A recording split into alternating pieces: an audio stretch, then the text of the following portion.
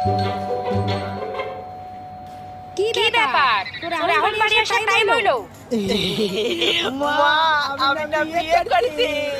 বিয়ে করছিস? তোরে পছন্দ করলো কিডা? আর বউ তো দেখছিস না, বউ কো?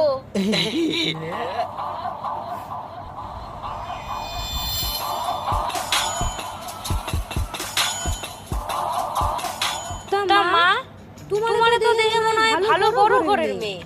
তুমি আমার ছেলেরে দেখে পছন্দ করলা কেন ভাই?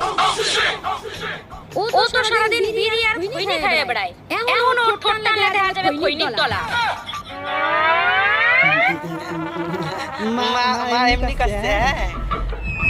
থ্যাংক ইউ আন্টি ইনফরমেশনটা দেওয়ার জন্য, তুমি আমাকে বাঁচালে। আরে